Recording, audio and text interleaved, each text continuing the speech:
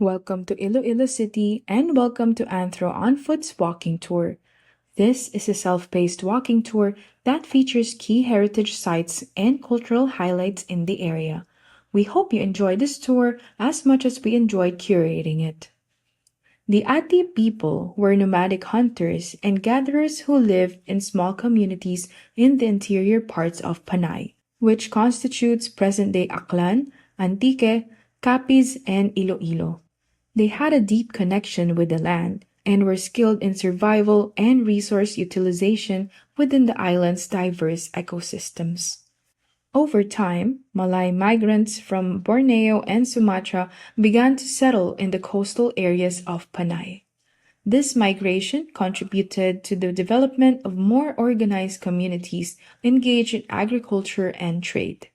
The interaction between the Malay settlers and the Ati people influenced the cultural landscape of the region. Legend has it that in the 13th century, 10 Bornean datus arrived on the island of Panay, presenting a gold hat, or salakot, and a lengthy golden necklace as a peace offering to the Ati locals in exchange for the flatlands of Panay. Among these datus, Paiburong was granted the territory of Irong-Irong.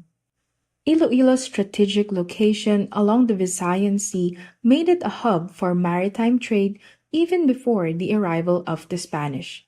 Communities engaged in seafaring and barter trade with neighboring islands and even with Chinese and other Southeast Asian traders. The indigenous societies in pre-colonial Iloilo were organized into barangays, which were small political units led by a local ruler. These barangays had their own governance systems, and their leaders played crucial roles in decision-making and conflict resolution. The early inhabitants of Iloilo had their own animistic beliefs and spiritual practices. Anitos, or ancestral spirits, were venerated, and rituals were performed for various occasions, including planting and harvest season, as well as in times of celebration or crisis. The arrival of the Spanish in the 16th century marked a significant shift in the region's history as it led to the establishment of Spanish colonial rule. The name Iloilo City finds its origin in the city's geographical features, resembling a nose cut by the river known as Irong-Irong, which later evolved into Iloilo. Alternative accounts propose a connection to a fish as the source of the name. During the Spanish colonial period, present-day Iloilo City originated as a cluster of fisherfolk's hamlets along the Iloilo River, surrounded by a vast swamp.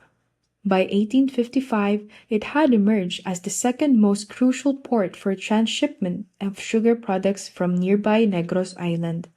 Recognizing its significance, the Queen Regent of Spain bestowed upon it the honorary title La Muy Noble Ciudad, or in English, the most noble city. In the 20th century, Calle Real hosted stores offering luxury goods from around the world, complemented by the establishment of an agricultural experimental station in La Paz in 1888, a school of arts and trades in 1891, and the telephone network system in 1894.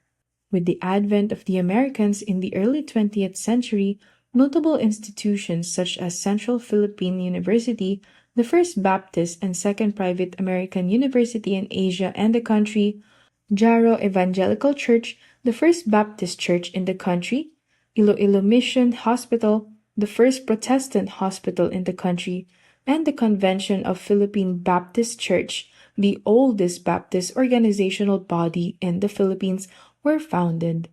Today, Iloilo is a highly urbanized city and is known for its thriving economy with sectors such as trade, commerce, and services playing significant roles.